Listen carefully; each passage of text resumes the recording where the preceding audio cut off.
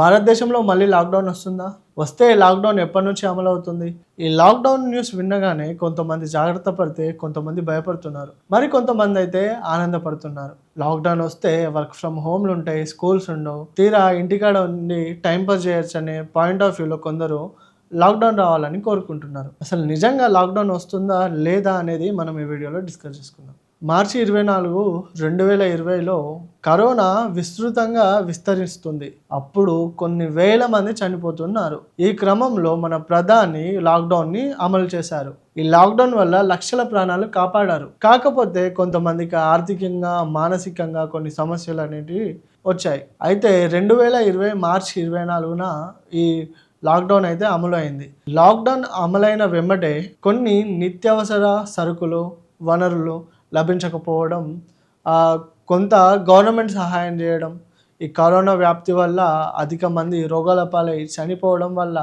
ఈ లాక్‌డౌన్ అనేది మన ప్రధాని అమలు చేశారు.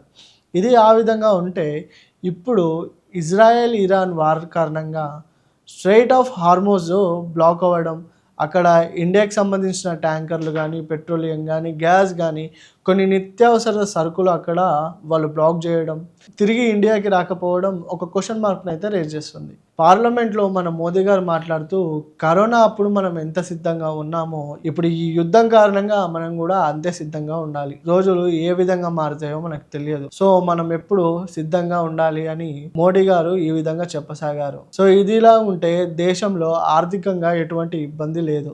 ఈ యుద్ధం కారణంగా ట్యాంకర్లు కానీ, కొన్ని నిత్యావసర సరుకులు కానీ, ఆ యుద్ధం ఎఫెక్ట్ అనేది మన ఇండియా మీద పడి జనాలు చాలా వరకు భయపడుతున్నారు. కరోనా అప్పుడైతే లాక్‌డౌన్ పెట్టారు. కానీ ఇప్పుడు లాక్‌డౌన్‌పై మోడీ గారు ఎలాంటి క్లారిటీ ఇవ్వలేదు. ఎలాంటి క్లారిటీ లేదంటే అక్కడ లాక్‌డౌన్ లేదని కొంతమంది రాజకీయ ప్రముఖులు, పెద్దలు మాట్లాడుతూనే ఉన్నారు. సో ఒకవేళ లాక్‌డౌన్ రావాలి అంటే పెద్ద యుద్ధమే జరగాలి, లేకపోతే మళ్ళీ కరోనా కేసులు ఎక్కువ రావాలి. మన ఇండియా మొత్తంలో 7 మాత్రమే పాజిటివ్ కేసులు ఇప్పుడు ప్రెజెంట్ నడుస్తున్నాయి. మన దేశం మొత్తంలో ఇప్పుడు 7 మాత్రమే కరోనా కేసులు ఉన్నాయి. సో ఇది ఈ విధంగా ఉండంగా స్ట్రెయిట్ ఆఫ్ హార్మోజ్ నుంచి మన బ్లాక్ అయిన ఇంధనాలు కానీ, ట్యాంకర్లు కానీ ఇరాన్ ప్రభుత్వం దాన్ని ఇండియాకి వెళ్లేందుకు అనుమతి ఇచ్చింది. సో ఇది ఇలా ఉండంగా భారతదేశ ప్రజలు లాక్‌డౌన్ వస్తుందనే భయంతో పానిక్ అయిపోతున్నారు. వాళ్ళకి సంబంధించిన నిత్యావసర సరుకుల్ని ఇప్పుడే కొని పెట్టుకుంటున్నారు. గ్యాస్ కానీ, పెట్రోల్ కానీ, డీజిల్ కానీ దేనికి కొరత లేదు, మీరు భయపడొద్దు, పానిక్ కావద్దు అని గవర్నమెంట్ అయితే ఒక సలహా ఇచ్చింది. ఇది ఈ విధంగా ఉండగా కొంతమంది లాక్‌డౌన్ వస్తుందనే ఫేక్ న్యూస్‌ని స్ప్రెడ్ చేస్తున్నారు.